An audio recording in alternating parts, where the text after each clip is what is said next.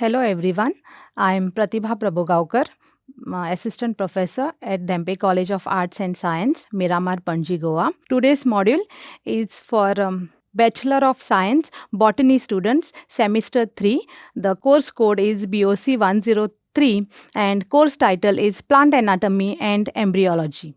Title of the unit is Unit 3 Secondary Growth. Name of the module is Peridome, its structure and function, and the module number is 23. In this session, we will see the structure of peridome and the function of peridome. At the end of this module, you will be able to explain the structure of peridome and states the function of peridome. What is peridome? Due to continuous formation of secondary tissues, epidermis gets ruptured, and the rupture of this epidermis is followed by the death of the epidermal cells. Now, since the epidermal cells, they are protective in nature, a new protective layer is developed, which is known as peridome. As more and more number of cells are added, a pressure is created, and as a result, due to this pressure, the phloem cells are pushed towards the outer cell, and the cortical cells becomes flattened. The hypodermal cells also gets disturbed, and they become flattened, and epidermis is put to its maximum stretching. Pressure increases so much that epidermis ruptures, exposing living cells to the external atmosphere, and the peridome replaces this epidermis. So we can see here, this is the structure of the stem, and there's a xylem towards the inner side and the phloem towards the outer side.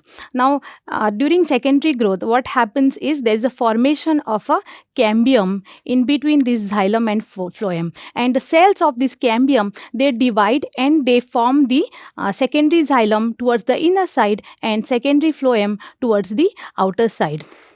So as a result, more and more cells are getting added to the structure, and as a result, epidermis gets ruptured. Now, once this epidermis gets ruptured, new layer is formed, which is called as peridome. So peridome is formed by the activity of the secondary lateral meristem, which is also called as cork cambium or the phyllogen. Now, this peridome serves as a secondary protective tissue. Coming to the structure of peridome, the peridome consists of three parts: phyllogen, which is also called as cork cambium, phylum or cork, and the phylloderm, which is also called as secondary cortex. Now, this phyllogen or the cork cambium, as we have seen in the earlier slide, it originates as a single layer of initiating cells in the subepidermal portion or the epidermis or the cortex. And these cells are arranged just like the cambial cells. Now, phyllogen consists of only one type of initials. Now, you can see this is the phyllogen layer where you can see the cells of the phyllogen. They are narrow, they are thin-walled, and they are radially flattened. They are rectangular in shape and compactly arranged without any intercellular spaces. And the cells of this phyllogen, they have vacuolated protoplast. These phyllogen cells, they behave like a cambial cells. That is, the cells of this phyllogen, they will divide and they will produce the tissues towards the outer as well as towards the inner side. Now, towards the inner side, the secondary cortex is formed, and towards the outer side, a phylum or cork is formed. Next is the phylum or the cork layer. Now, this phylum arises towards the outer side of the phyllogen, and it is produced in more quantities than the phylloderm. Now, the cells of this phylum, they are suberized, they are thick-walled, they are dead cells, and they are compactly packed, or they are very tightly arranged, and they are arranged in a radial rows. They also appear rectangular in the transverse section. At maturity or at differentiation, these cells, they lose the protoplast and they become dead cells and remain filled with either air and the color organic matter. Now, the wall characters of these cork cells are very important and they are useful. Because of deposition of suberin in these cells, they become impermeable to water and gases, and thus they have more commercial value. This cork is commonly used as a bottle stopper.